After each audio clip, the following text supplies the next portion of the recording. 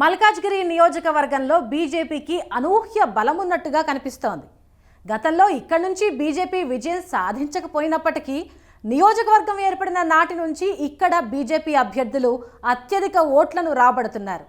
City rural నియోజకవర్గంగా ఉన్నప్పటికీ పట్టణీకరణతో మల్కాజ్గిరి నియోజకవర్గం ఇప్పుడు నగరానికి మణిహారంలా నిలుస్తోంది. అభివృద్ధి అంతా అటువైపే ఉందా అన్నట్టుగా సిచ్యువేషన్ కనిపిస్తోంది. త్వరలో లోక్సభ ఎన్నికల నేపథ్యంలో మల్కాజ్గిరిలో బీజేపీ బలగంపై స్పెషల్ ఫోకస్ ఇప్పుడు చూద్దాం.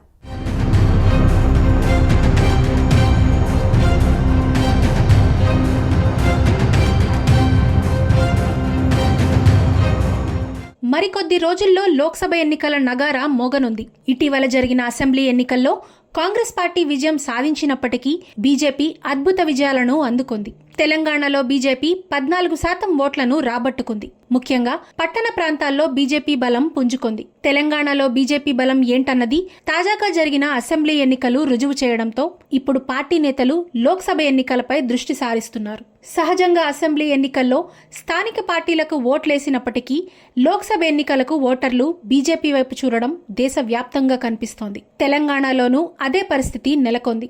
2019 లోక్సభ ఎన్నికల్లో బీజేపీ అనూహ్యంగా పుంజుకుని ఏకంగా 23.53% ఓట్లతో 4 పార్లమెంట్ స్థానాలను గెలుచుకుంది. అంతకు ముందు జరిగిన అసెంబ్లీ ఎన్నికల్లో కేవలం 1 స్థానాన్ని మాత్రమే గెలుచుకున్న బీజేపీ 4 నెలల తర్వాత జరిగిన లోక్సభ ఎన్నికల్లో సత్తా చాటింది. ఈ పరిస్థితుల్లో 2024 లోక్సభ ఎన్నికల్లోనూ బీజేపీ 2 అంకెల స్థానాలను గెలుచుకోవాలని తహతహలాడుతోంది. ఇందుకు సంబంధించి ఇప్పటికే బీజేపీ పెద్దలు కార్యాచరణ సిద్ధం చేస్తున్నారు.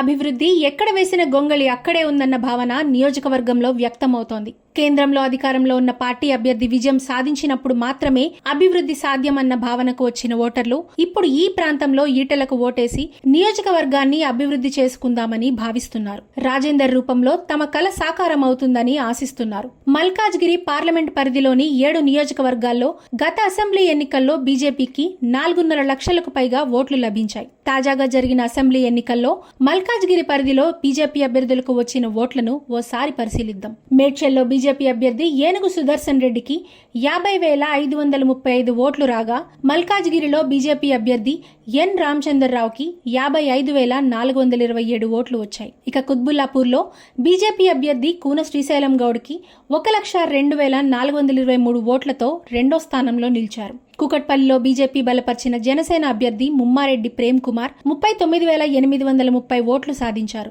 ఉప్పల్లో బీజేపీ అభ్యర్థి ఎన్వీఎస్ఎస్ ప్రభాకర్ 47,332 ఓట్లు సాధించగా ఎల్బీ నగర్ లో బీజేపీ అభ్యర్థి సామా రంగారెడ్డి 89,075 ఓట్లను పొంది 2వ స్థానంలో నిలిచారు. సికింద్రాబాద్ కంటోన్మెంట్ లో బీజేపీ అభ్యర్థి శ్రీ గణేష్ 41,888 ఓట్లు సాధించి 2వ స్థానంలో నిలిచి సత్తా చాటారు. మొత్తంగా బీజేపీ అభ్యర్థులకు 7 సెగ్మెంట్లలో 4,26,510 ఓట్లు వచ్చాయి. 2019 లోక్సభ ఎన్నికల్లో బీజేపీ అభ్యర్థిగా పోటీ చేసిన ఎన్ రామచంద్రరావుకు 3 లక్షల ఓట్లు మాత్రమే వచ్చాయి.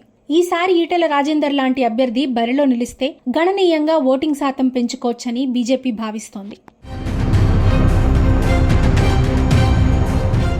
ఈసారి జరగనున్న లోక్సభ ఎన్నికల్లో మల్కాజ్గిరి నుంచి బీజేపీ అగ్రనేత ఈటెల రాజేందర్ బరిలో దిగుతుండటంతో పార్టీ నేతలు కార్యకర్తలు సంబరపడుతున్నారు. ఈ ఎన్నికల్లో మల్కాజ్గిరి నుంచి ఈటెలను అత్యధిక మెజారిటీతో విజయం సాధించేలా పనిచేస్తామంటున్నారు. మల్కాజ్గిరికి ఈటెల స్థానికుడు కావడంతో ఆయా అసెంబ్లీ సెగ్మెంట్ల పరిధిలో ఆయనకు బలమైన క్యాడర్ కూడా ఉంది. ఇది వచ్చే ఎన్నికల్లో కొట్లాడటానికి సహకరిస్తుందన్న భావన ఉంది. కార్యకర్తల్లో పూర్తి జోష్ ఉండడంతో బీజేపీకి లోక్సభ ఎన్నికల్లో ఊపు వస్తుందన్న చర్చ జోరందుకుంది. ఇప్పటికే మల్కాజ్గిరి నియోజకవర్గంలో గతంలో బీజేపీ ఓడినప్పటికీ 2023లో జరిగిన అసెంబ్లీ ఎన్నికల్లో ఆ పార్టీ అభ్యర్థులు భారీగా ఓట్లను రాబట్టారు. 3 చోట్ల బీజేపీ అభ్యర్థులు రన్నర్లుగా నిలిస్తే అందరూ 50,000కు పైగా ఓట్లను సాధించారు. కుత్బుల్లాపూర్లో బీజేపీ అభ్యర్థి కూన శ్రీశైలం గౌడ్కు 1,00,000కు పైగా ఓట్లు పోలయ్యాయి. మాస్ ఫాలోయింగ్ ఉన్న ఈటెల బరిలో దిగితే గెలుపు ఖాయమన్న విశ్వాసంతో పార్టీ ఉంది.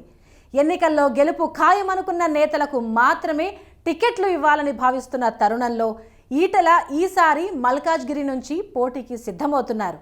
వచ్చే ఎన్నికల్లో మరోసారి ప్రధాని నరేంద్ర మోదీని ప్రధానిగా చూసుకోవాలంటే ప్రతి ఎంపీ సీటు ముఖ్యమని భావిస్తుంది బీజేపీ పార్టీ. 400 సీట్లను లక్ష్యంగా నిర్దేశించుకుంది.